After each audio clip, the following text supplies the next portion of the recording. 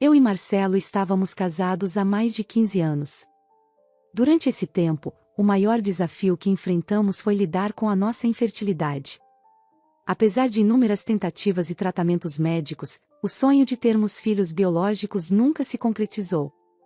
Isso foi um golpe muito doloroso para nós, já que sempre sonhamos em construir uma família. Com o passar dos anos, começamos a considerar a adoção, mas logo percebemos que o processo em nosso estado era extremamente burocrático e demorado. Além disso, tanto eu quanto Marcelo tínhamos empregos muito exigentes, o que tornaria difícil dar a uma criança adotada a atenção e o tempo que ela precisaria e mereceria. Depois de muitas conversas e reflexões, decidimos que a adoção não seria o melhor caminho para nós naquele momento. Em vez disso, encontramos uma maneira de contribuir de outra forma. Decidimos ajudar financeiramente os filhos da irmã de Marcelo, Patrícia. Ela havia se divorciado de um marido abusivo e alcoólatra e lutava para sustentar sozinha seus 2 filhos, Isabela e Lucas. A renda de Patrícia mal cobria as despesas básicas, e a educação dos filhos estava longe de ser uma prioridade.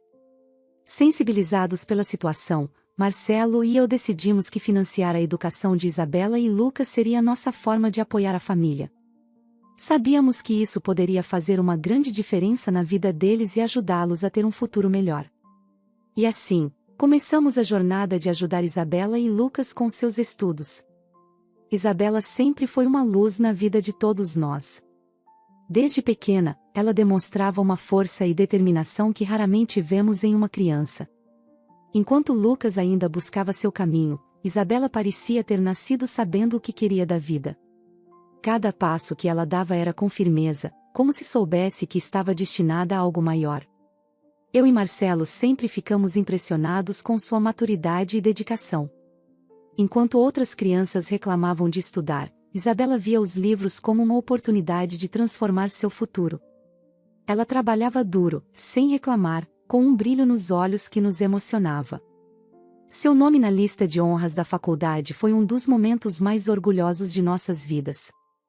Lembro-me de sentir o coração bater mais rápido quando vi seu nome ali, entre os melhores. Marcelo, sempre contido, deixou escapar um sorriso de orgulho que não via nele há anos. Quando ela foi contratada por uma multinacional renomada logo após a formatura, celebramos como se fosse nossa própria vitória. Não podíamos estar mais orgulhosos. Isabela nunca deixou que as dificuldades financeiras de sua mãe a impedissem de sonhar e conquistar. Ela enfrentava cada obstáculo com uma coragem que nos inspirava diariamente. Ver o quanto ela cresceu e venceu me enchia de uma alegria indescritível. Era como se todo sacrifício, toda a luta, valesse a pena. O mais bonito em Isabela é que, mesmo com todo o sucesso, ela nunca se deixou levar pela arrogância. Continuou sendo aquela jovem doce e determinada, que sabia o valor de cada conquista. E mais do que isso, ela se tornou um exemplo para Lucas, mostrando a ele o que era possível alcançar com trabalho duro e dedicação.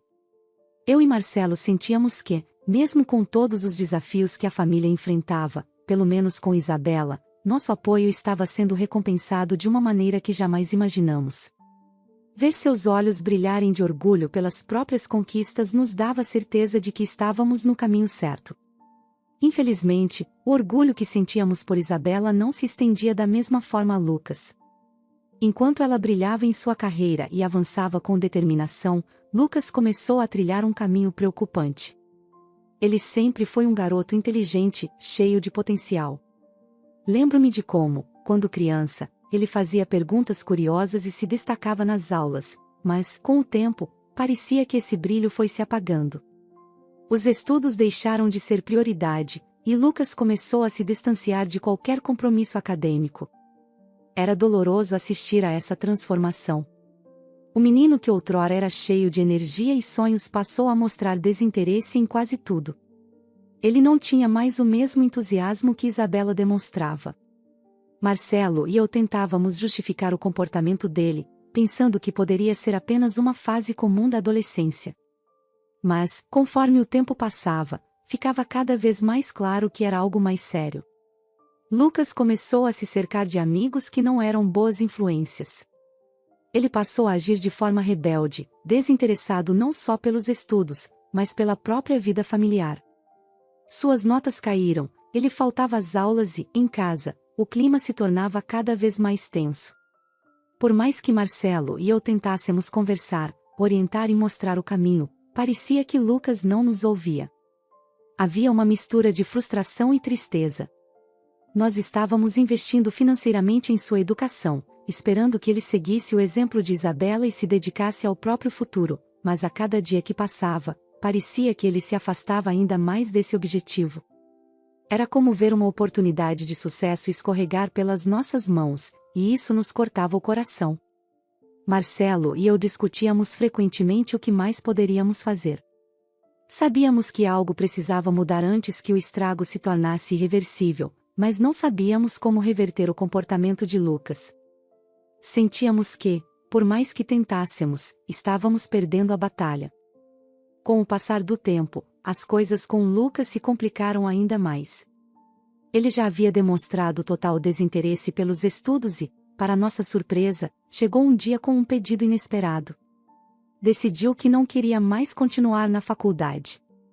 Em vez de aproveitar a oportunidade que estávamos oferecendo para ele garantir um futuro estável, Lucas sugeriu que preferia o dinheiro reservado para suas mensalidades para iniciar um negócio.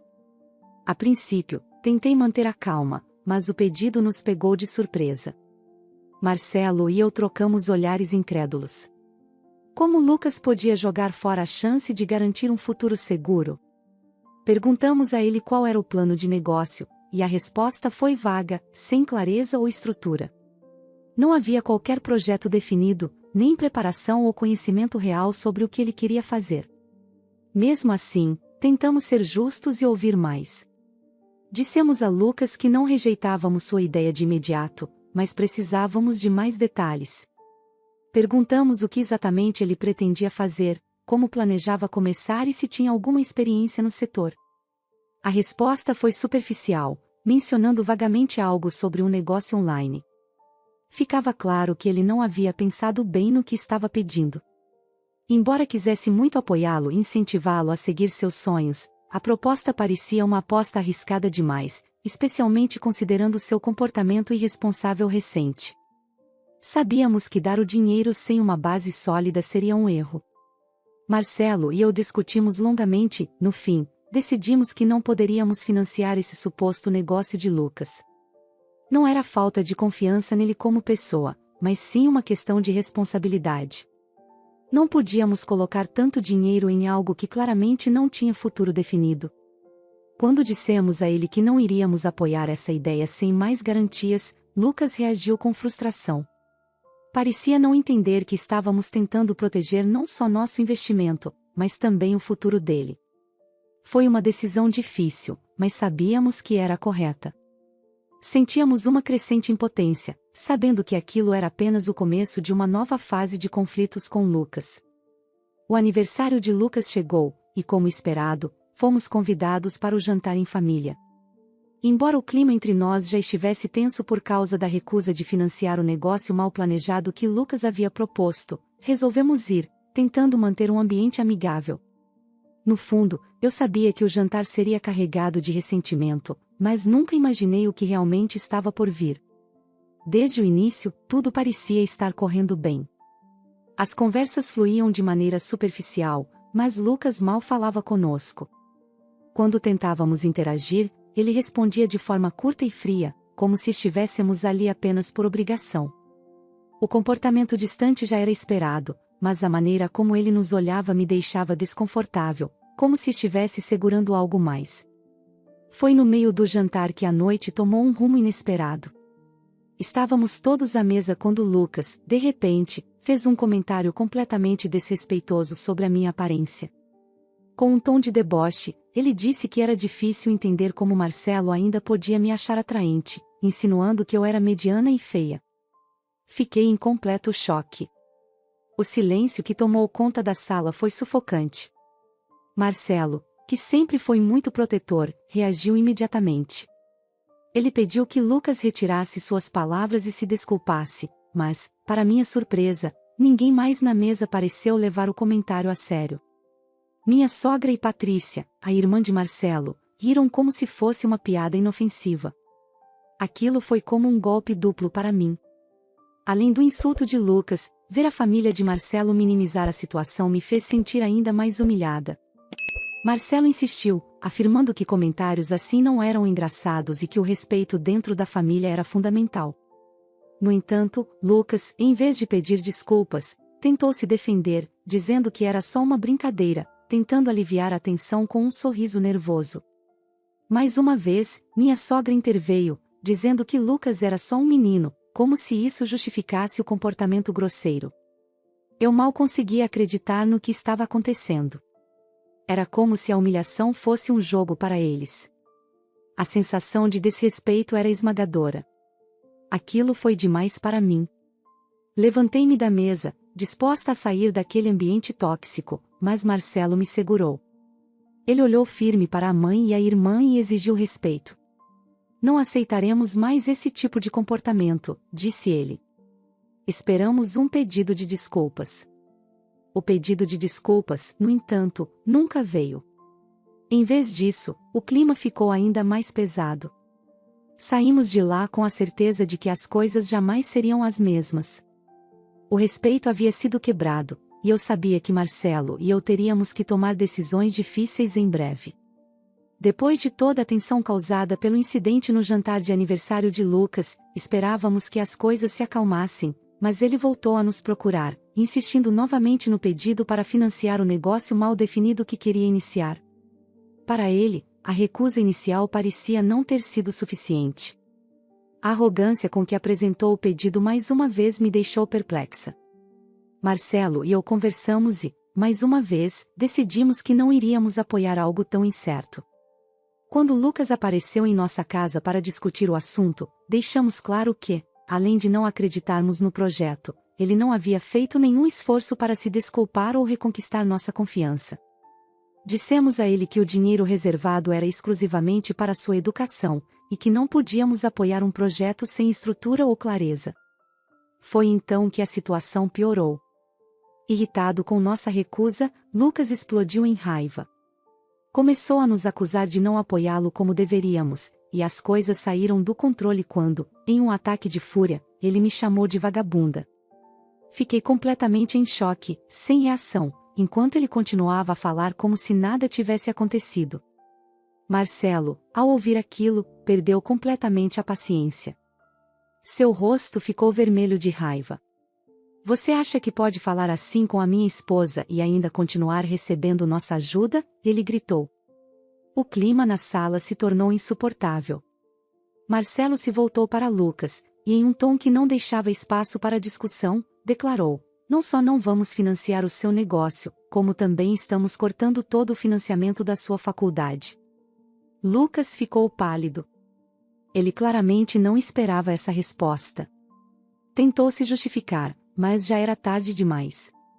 O desrespeito tinha passado dos limites, e tanto Marcelo quanto eu sabíamos que não havia mais volta. O relacionamento que tínhamos com ele já estava fragilizado, e aquele momento parecia ser o rompimento definitivo. Quando ele finalmente saiu, a sensação de alívio foi imediata, mas também havia uma tristeza no ar. A decisão de cortar o financiamento da faculdade foi difícil, mas absolutamente necessária. Não podíamos continuar ajudando alguém que nos tratava com tanto desdém e falta de respeito. Sabíamos que a decisão traria ainda mais atritos com a família de Marcelo, mas, naquele momento, o respeito e a dignidade eram mais importantes. Mantivemos nossa posição, e, pela primeira vez, senti que estávamos verdadeiramente colocando nossos limites. Depois daquele confronto direto, as coisas mudaram completamente. Lucas, que já estava distante, praticamente cortou todo o contato conosco. O relacionamento, que já estava em frangalhos, desmoronou de vez. A dor de ver a família de Marcelo se desintegrar dessa forma era forte, mas eu sabia que manter uma relação tóxica era ainda pior. Nos dias que seguiram, Patrícia, mãe de Lucas, e minha sogra tentaram várias vezes amenizar a situação.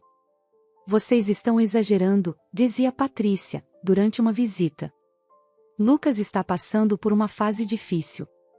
Não podemos simplesmente virar as costas para ele. Minha sogra, tentando interceder, acrescentava: ele é jovem, comete erros, mas isso não é motivo para cortar todos os laços. Somos família. Mas Marcelo estava decidido. Ele não estava disposto a voltar atrás, especialmente depois de tanto desrespeito. Não é uma fase, mãe. É uma falta de respeito que está se acumulando há muito tempo, e eu não vou aceitar isso mais. As tentativas de reconciliação de Patrícia e da sogra não foram bem recebidas por Marcelo. Patrícia começou a nos acusar de abandonar Lucas em seu momento de maior necessidade. Vocês não podem desistir dele assim. Ele está magoado e confuso, ela dizia, quase chorando. A sogra, ao lado, parecia igualmente desapontada, achando que nossa decisão estava destruindo a família. Patrícia ficou cada vez mais irritada, como se fosse nossa responsabilidade consertar o comportamento de Lucas. Vocês estão sendo muito duros com ele, insistia ela. Ele sempre foi complicado, mas é nosso dever como família ajudá-lo a crescer. Marcelo permaneceu firme. Nós tentamos, Patrícia. Tentamos de todas as maneiras, e ele não mudou. Não podemos continuar ajudando alguém que, além de recusar nossa ajuda, ainda nos insulta. A relação familiar começou a se desfazer completamente. O distanciamento de Lucas se tornou definitivo, e isso afetou diretamente nossa relação com Patrícia e a sogra. Patrícia, em especial, começou a evitar conversas conosco, claramente irritada por não termos cedido.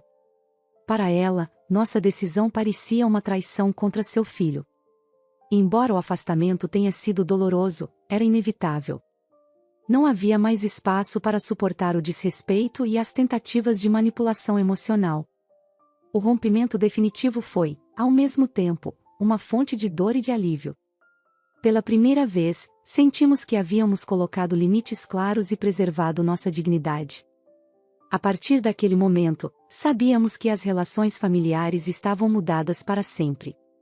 Não havia mais volta, e por mais difícil que fosse, estávamos prontos para seguir em frente, sabendo que fizemos o que era necessário para manter o respeito em nossas vidas. Depois do rompimento definitivo entre nós e Lucas, a vida seguiu seu curso, mas o distanciamento pesava sobre todos nós. Marcelo e eu nos mantivemos firmes em nossa decisão de cortar o financiamento e colocar limites claros, apesar da dor causada pelo afastamento. No entanto, mal sabíamos que as consequências para Lucas ainda estavam por vir. Alguns meses depois, recebemos uma notícia chocante.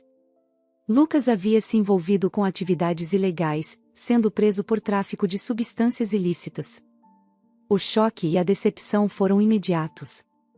Sabíamos que ele estava se afastando de um caminho de respeito e responsabilidade, mas nunca imaginamos que ele acabaria se metendo em algo tão grave. Foi devastador para Marcelo, que sempre acreditou que, apesar dos conflitos, Lucas teria a chance de mudar. Logo depois que soubemos da prisão de Lucas, Patrícia apareceu em nossa casa. O desespero dela era palpável. Entre lágrimas e súplicas, ela implorou para que ajudássemos Lucas a sair daquela situação. Por favor, Marcelo, ele é seu sobrinho. Não podemos abandoná-lo agora. Ele precisa de ajuda para sair dessa. Patrícia clamava, sua voz cheia de desespero. Ela queria que pagássemos a fiança e ajudássemos a contratar um advogado para defendê-lo. Minha sogra também não demorou a chegar, reforçando os pedidos de Patrícia. Ele é jovem, Marcelo. Cometeu erros, mas ainda pode mudar. Por favor, ajude-o a sair dessa. Ele precisa de nós agora mais do que nunca. Marcelo, visivelmente abalado, se manteve firme. Ele sabia que ajudar Lucas naquele momento seria encobrir seus erros e desrespeitar a decisão que havíamos tomado meses antes. Eu não posso mais ignorar o que ele fez, mãe. Lucas fez sua escolha, e agora precisa enfrentar as consequências dessas escolhas, disse Marcelo, com a voz pesada de tristeza. Patrícia, no entanto, não aceitou essa resposta. Ela estava desesperada, tentando nos convencer de que Lucas tinha sido enganado por amigos ou que não sabia a gravidade do que estava fazendo. Você não entende, Marcelo. Ele só se envolveu com as pessoas erradas. Com a ajuda certa, ele pode mudar. Você não pode simplesmente deixá-lo lá. Marcelo olhou diretamente para Patrícia, com o coração apertado, mas sem vacilar. Eu tentei ajudar, Patrícia. Fizemos tudo o que podíamos, mas ele nunca quis mudar. Agora, ele vai ter que enfrentar as consequências. Não vamos pagar a fiança, e também não vamos contratar advogados. A frustração de Patrícia era evidente. Entre lágrimas, ela se levantou e saiu da nossa casa, deixando um rastro de dor. Minha sogra permaneceu por mais alguns minutos, tentando, com um último apelo, convencer Marcelo a reconsiderar, mas ele permaneceu firme. Assim, Lucas permaneceu preso, e nosso afastamento se tornou irreversível. Por mais que aquilo pesasse em nossos corações, sabíamos que nossa decisão era a única que fazia sentido. A cada dia, ficava mais claro que o respeito e a responsabilidade precisavam ser mantidos, mesmo diante de situações tão dolorosas. Apesar de todos os problemas que enfrentamos com Lucas, uma coisa permaneceu clara: Isabela continuava sendo o orgulho da família. Enquanto o comportamento de Lucas nos levou ao afastamento e a rupturas dolorosas, Isabela seguiu um caminho completamente diferente. Ela permaneceu focada em sua carreira, dedicada e determinada a construir um futuro promissor.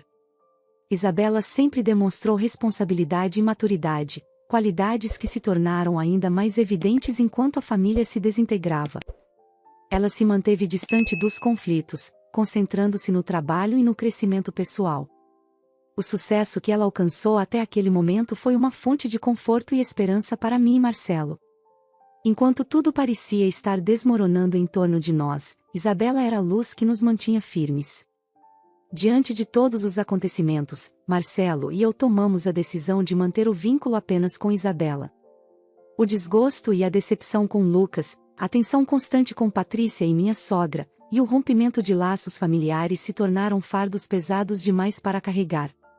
Nós precisávamos seguir em frente, deixar as mágoas para trás e focar no que realmente importava, preservar o que ainda tínhamos de bom em nossas vidas. Isabela foi receptiva. Ela sabia da dor que estávamos sentindo e, de forma discreta, nos apoiava.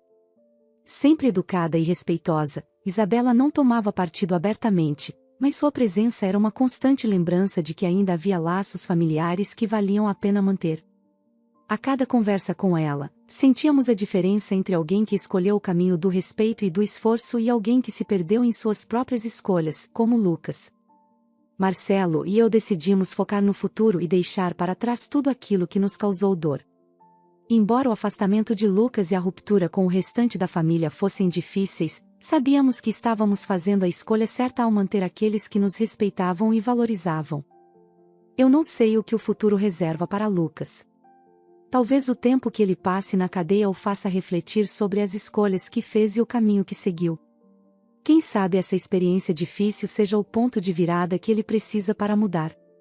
No fundo, eu ainda espero que ele possa encontrar seu próprio caminho e se tornar uma pessoa melhor, mas essa é uma jornada que ele terá que fazer sozinho. E você, o que faria nessa situação? Você acha que Marcelo e nossa protagonista tomaram a decisão certa ao deixar Lucas enfrentar as consequências de suas escolhas, ou deveriam ter dado a ele uma segunda chance pagando a fiança? Obrigado por acompanhar mais uma história no Recanto das Histórias. Não se esqueça de curtir, se inscrever no canal e ativar o sino de notificações para não perder o próximo vídeo. Nos vemos em breve.